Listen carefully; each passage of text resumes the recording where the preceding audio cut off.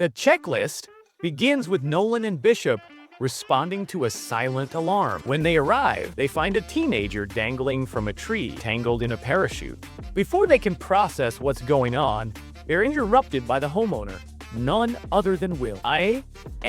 Nolan and Bishop stay composed and soon discover the teen had been trying to stalk Selena Gomez. They cut him down and take him into custody. Back at home, Nolan turns to boxing to clear his head. He wants to support Bishop during her disciplinary hearing, but Ben and the other rookies warn him against it, saying his rookie status won't carry any weight. At the station, Sergeant Gray announces new department guidelines. Each rookie and their training officer must complete a checklist of specific crimes as the lead officer within 48 hours in order to qualify for their final evaluation.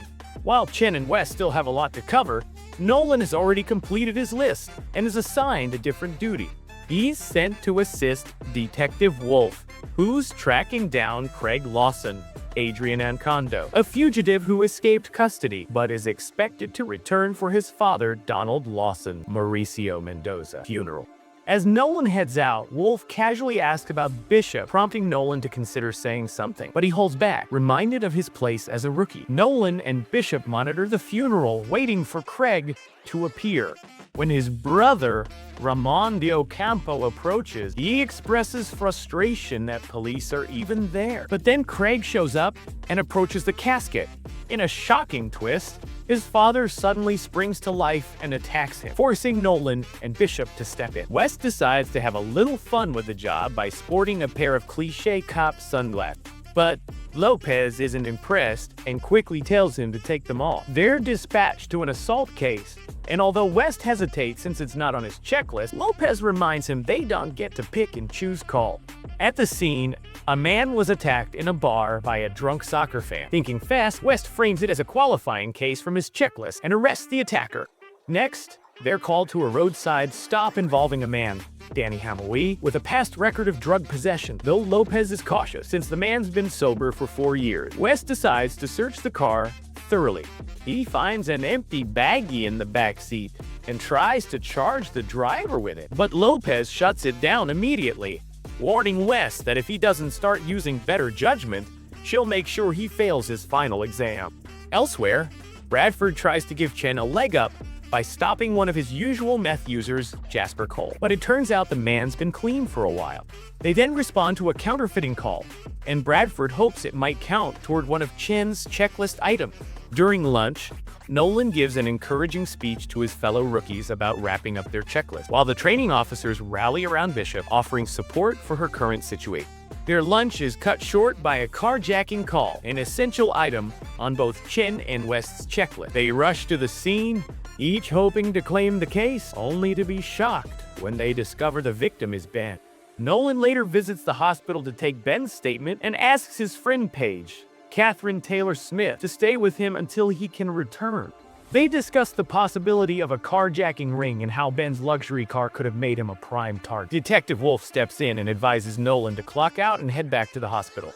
That night, Nolan brings Ben back to his place for a sleepover, just in case Ben needs someone nearby if things take a turn. Meanwhile, Chen and Bradford continue scanning for stolen vehicles.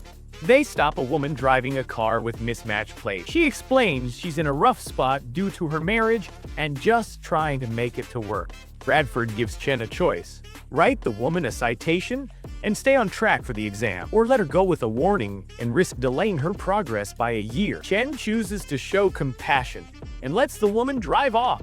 While disappointed about missing out on the carjacking, the call fulfills her ethical dilemma requirement instead. The next day, Nolan is assigned to desk duty, but before heading over, he hands Bishop a heartfelt memo praising her as an outstanding training officer. Unwilling to sit behind a desk, Nolan confronts Detective Wolf and asks to stay on the case.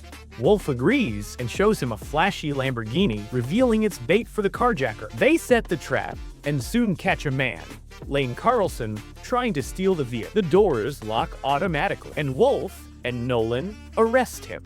They also notice his bruised hand, proof he was the one who attacked Ben. They use the arrested suspect to go after someone higher up, Jason Bauer. Nolan, Wolf, and a team of officers raid the car stash house, but two suspects take off. West and Lopez jump into their patrol car to pursue one, while Nolan chases Bowers on foot.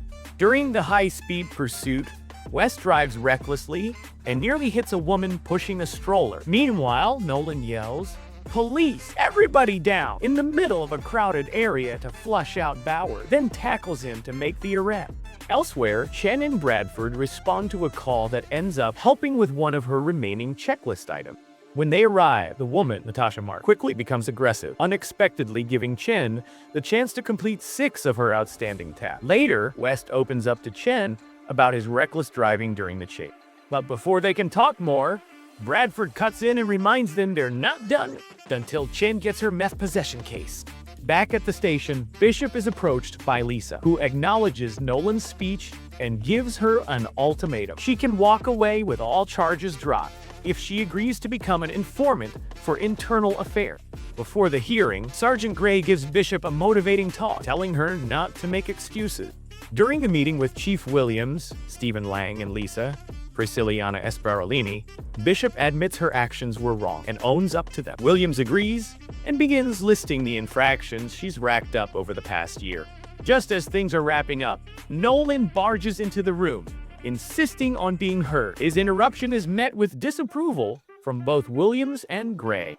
But Bishop defends him, making it clear that they support one another no matter what. The episode closes with Nolan and Ben sharing a moment, talking about their personal struggle and how Nolan's job has helped him push through the pain.